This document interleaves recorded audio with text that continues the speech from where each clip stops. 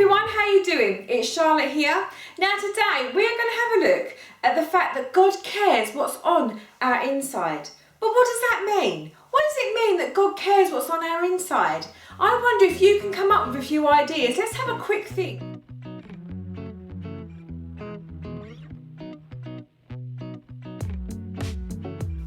So what does it mean? God cares what's on the inside. What are you thinking?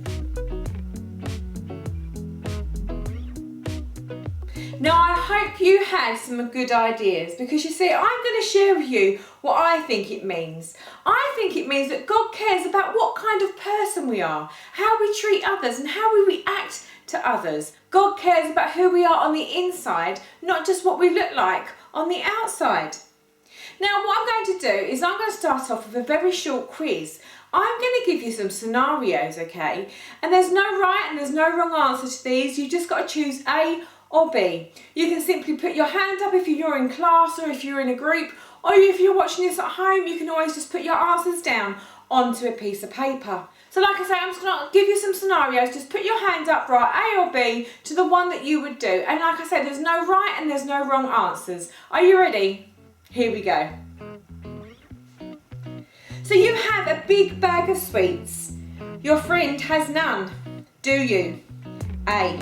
Think yourself lucky because you have sweets and they don't. Or B. Decide to share your sweets. So A. Think yourself lucky because you have sweets and they don't. Or B. Decide to share your sweets. Which one would you do?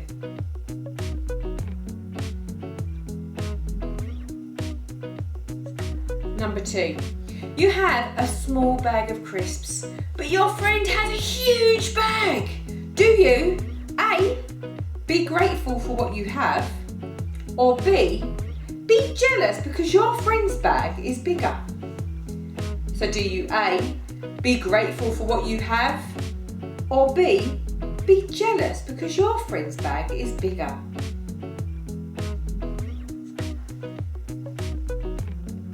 Now remember, there's no right or no wrong answer, just what you think you would do in these scenarios. So question number 3. It's time for bed but you're not tired. So do you A. Go to bed anyway because you know it's your bedtime? Or do you B. Argue with your grown-ups saying that you're not tired? So A. Go to bed anyway because you know it's your bedtime? Or B. Argue with your grown-ups saying that you're not tired?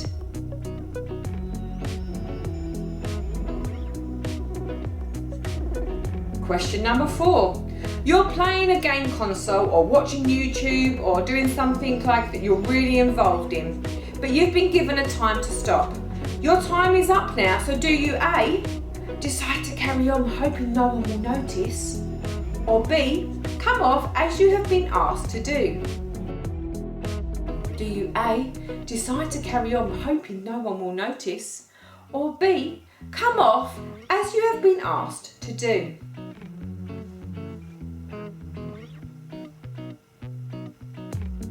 Now this is the last question. You've just made a brand new Lego model. It's a brilliant model. Someone doesn't see it on the floor and by accident they stand on it and it breaks. Do you A. Shout at them because you only just built it and it took you ages? Or do you B.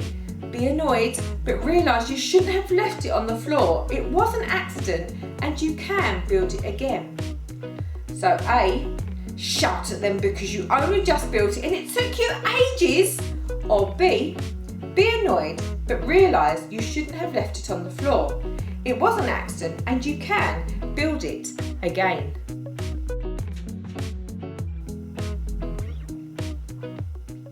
So like I said, in all these scenarios there was no right and no wrong answer, just an honest answer on how you think you would react to each situation. Now if we take a closer look at the answers, you will see that there were some nicer ones rather than some maybe not so nice ones. The nicer ones are the answers that I want to have a quick look at. So let's have a closer look. You had a bag of sweets, but your friend has none. So the answer there for me, the nicer one, would be to decide to share your sweets.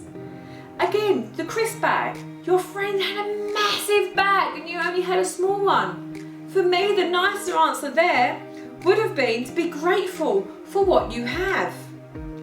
Again, it's time for bed, you're not tired. But you know what? I'm hoping that maybe some of you would have put still go to bed like you've been asked to do, rather than argue with your grown-up. When you're playing your game consoles, or you're watching YouTube, or you're getting really involved in something and you're asked to stop, I'm sure you can all find it really difficult to come off at the time that you've been asked to. But you know what? I'm hoping, again, the nicer answer there would have been to come off when you're asked to. And with the Lego model, I'm sure you've all built something. I know I had when I was younger, and I know my children have now. But I'm really hoping that if someone's trod on it by accident, that you would be, quite rightly so, be annoyed, but realise that it shouldn't have been left on the floor. And then you can build it again. But like I say, now all of these answers, there was no right and no wrong answer. I just wanted you to have a look, to think about how you would react at different situations. Now all the answers I just went over are the nicer of the two answers, and I believe that this is how God would want us to react. He would want us to be the nicer person. There's two Bible verses that I want to have a look at today, and I'm just going to read them to you. The first one is Ephesians 4, verse 31 to 32. And it says, stop being bitter and angry and mad at others. Don't yell at one another or curse each other or ever be rude. Instead, be kind and merciful and forgive others just as God forgave you.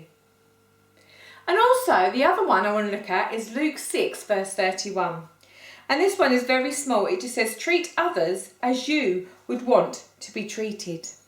Treat others as you would want to be treated.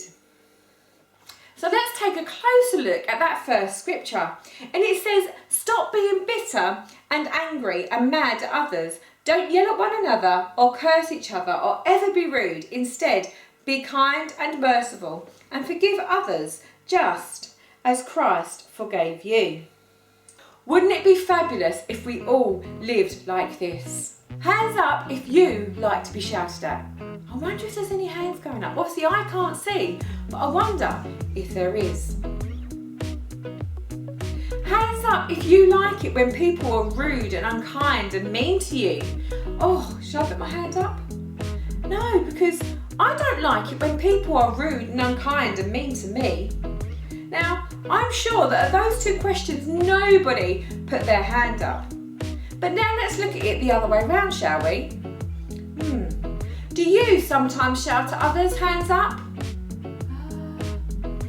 Yeah, I'm going to put my hand up there. Ooh. Now hands up if you can sometimes be rude and unkind to others. Ooh. Do you know what?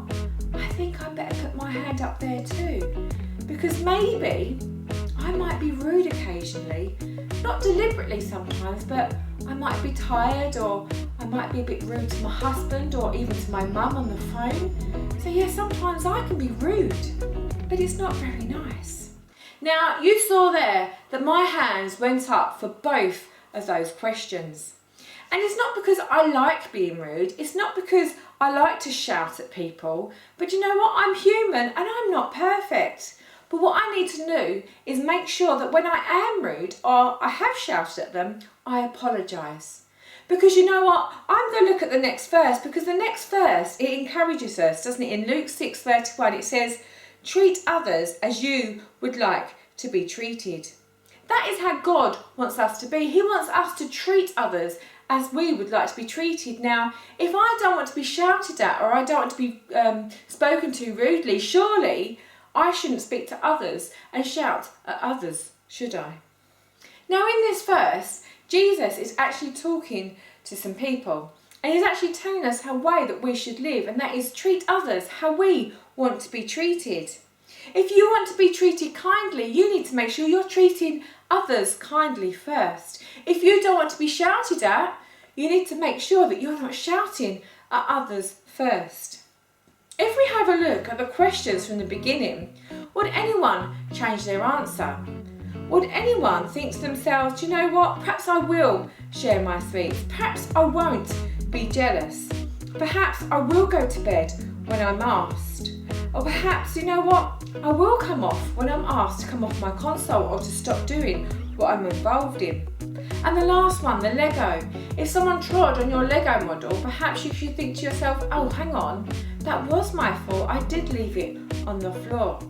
Now, it's okay if you don't react perfectly every time, because like I said, we're all human, I'm not perfect, but it's something that we should all work towards. We should all work towards treating others how we wanted to be treated. We should all work towards Ephesians 4, which was stop being bitter and angry and mad at others. Don't yell at one another or curse each other or ever be rude. Instead, this is the bit that we should really strive to be. Instead, be kind and merciful and forgive others, just as God forgave you. If we all try to do our best in these things, that's all we can ever do. That's all that anyone can ever ask of you, is to try your best. We need to focus on what's good, on what's pure, and what's inside of us. Not worrying about having the best designer clothes, having the best designer labels, having the best trainers.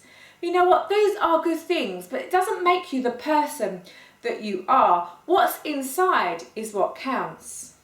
As you go through life, you will learn that people are more drawn to the character that you are and not how you look, not what clothes you have. So remember, try and focus on those two verses, because God cares about what's inside of you and what's not on the outside. And you know what, as we grow older and as we go through life, we should also care what's inside of someone, about the type of person they are, rather than how they look.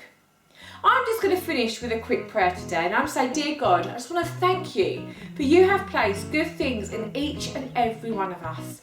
Lord, I ask that you will help us to remember these verses today, and that we can start to treat people how we want to be treated. Amen. Stay safe, kids, and I really hope to be seeing you soon.